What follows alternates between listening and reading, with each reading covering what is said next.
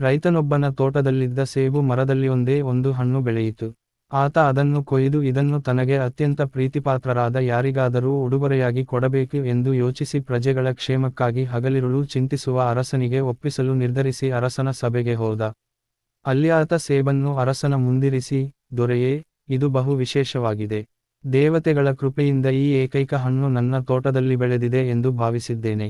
ಅಮೂಲ್ಯವಾದ ಹಣ್ಣನ್ನು ನನಗೆ ಪ್ರೀತಿಪಾತ್ರರಾದವರಿಗಷ್ಟೇ ಕೊಡಬೇಕು ಎಂದು ನಿರ್ಧರಿಸಿ ತಮಗೆ ಇದನ್ನು ಉಡುಗೊರೆಯಾಗಿ ನೀಡಬೇಕೆಂದು ತಂದಿದ್ದೇನೆ. ಸ್ವೀಕರಿಸಿ ಎಂದು ನಿವೇದಿಸಿದ. ಅರಸನು ಸೇಬನ್ನು ಹಿಡಿದು ನೋಡಿದಾಗ ಅದರಲ್ಲಿ ವಿಶೇಷವಿದೆ ಎಂದು ಅವನಿಗನಿಸಲಿಲ್ಲ. ಆದರೆ ಮುಗ್ಧ ರೈತನ ಪ್ರೀತಿಯನ್ನು ಶಂಕಿಸಬಾರದು ಎಂಬ ಕಾರಣಕ್ಕೆ ಸಂತೋಷ ವ್ಯಕ್ತಪಡಿಸಿ, ನಿಜವಾಗಿಯೂ ಅತ್ಯಮೂಲ್ಯ ಕೊಡುಗೆಯನ್ನೇ ತಂದಿರುವೆ. ಇದಕ್ಕಾಗಿ ನನ್ನಿಂದ ನಿನಗೆ ಏನು ಪ್ರತಿಫಲ ಬೇಕು ಕೇಳು ಎಂದು ಹೇಳಿದ. ರೈತ ಪ್ರತಿಫಲಕ್ಕೆ ಕೈಯೊಡ್ಡದೆ, ಎಲ್ಲಾದರೂ ಉಂಟೆ? ಪ್ರೀತಿಯ ಕೊಡುಗೆಗೆ ಪ್ರತಿಫಲ ಸ್ವೀಕರಿಸುವುದು ಉಚಿತವಲ್ಲ ಎಂದು ನಿರಾಕರಿಸಿದ. ಬರಿಗೈಯಲ್ಲಿ ರೈತನನ್ನು ಕಳುಹಿಸಲು ಅರಸನ ಮನವೊಪ್ಪದೆ ಮಂತ್ರಿಗಳೊಂದಿಗೆ ಸಮಾಲೋಚಿಸಿದಾಗ ಮಂತ್ರಿಗಳು, ಆತ ಕಾಲಿಗೆ ಹಾಕಲು ಒಳ್ಳೆಯ ಪಾದರಕ್ಷೆಗಳು ಕೂಡ ಇಲ್ಲದೆ ಕಷ್ಟಪಟ್ಟು ನಡೆದು ಇಲ್ಲಿಗೆ ಬಂದಿದ್ದಾನೆ. ಅವನಿಗೆ ಸವಾರಿಗೆ ಯೋಗ್ಯವಾದ ಒಳ್ಳೆಯ ಕುದುರೆ ಕೊಡಬೇಕು. ಕುದುರೆಯ ಮೇಲೆ ಅದಕ್ಕೆ ಹೊರಲು ಸಾಧ್ಯವಿರುವಷ್ಟು ಚಿನ್ನದ ನಾಣ್ಯಗಳ ಮೂಟೆಯನ್ನಿರಿಸಿದರೆ ಆತ ಸುಖದಿಂದ ಬದುಕಲು ನೆರವಾಗುತ್ತದೆ ಎಂದು ಹೇಳಿದರು. ಹೀಗೆ ಅರಸನು ಕೊಡುಗೆಯಾಗಿ ನೀಡಿದ ಕುದುರೆಯ ಮೇಲೆ ಕುಳಿತುಕೊಂಡು ರೈತ ಮನೆಯ ದಾರಿ ಹಿಡಿದ. ಆತನ ಮನೆಯ ಪಕ್ಕದಲ್ಲಿ ಒಬ್ಬ ಶ್ರೀಮಂತ ರೈತನಿದ್ದ. ಅವನು ಯಾರಿಗೂ ಕೊಳೆತ ಹಣ್ಣು ಕೂಡ ಉಚಿತವಾಗಿ ಕೊಡುವವನಲ್ಲ.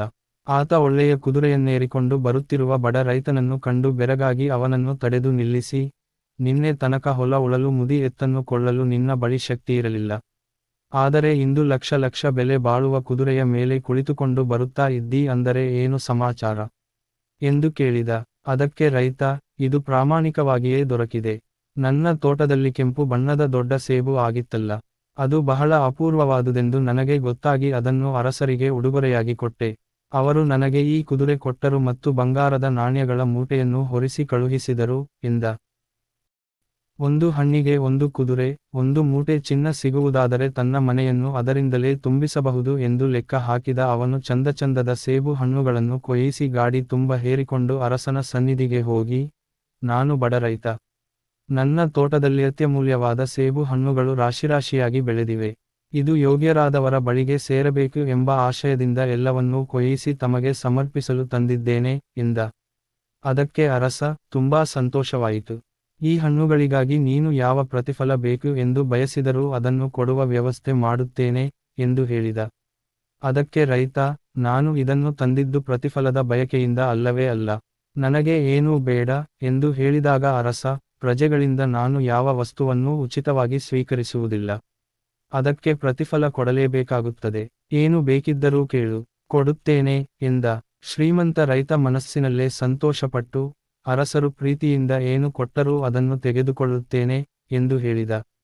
ಗಾಡಿ ತುಂಬ ಹಣ್ಣು ತಂದಿರುವ ಇವನು ಬಡವನಲ್ಲ ಎಂದು ನಿರ್ಧರಿಸಿ ಅರಸ ಆತನ ಬೆರಳುಗಳಲ್ಲಿ ಉಂಗುರಗಳನ್ನು ಧರಿಸಿರುವ ಗುರುತನ್ನು ಕಂಡು ಆತ ದುಡಿಯುವವನು ಅಲ್ಲಾನಿಸಿತು. ಆತ ಬಡ ರೈತ ತಂದುಕೊಟ್ಟಿದ್ದ ಸೇಬು ಹಣ್ಣನ್ನು ಒಳಗಿನಿಂದ ತರಿಸಿ ಶ್ರೀಮಂತ ರೈತನ ಕೈಯಲ್ಲಿಟ್ಟು, ಇದು ನನಗೆ ತುಂಬಾ ಪ್ರೀತಿಯ ಹಣ್ಣು. ಬಡ ರೈತನೊಬ್ಬನ ಶ್ರಮದ ಫಲ.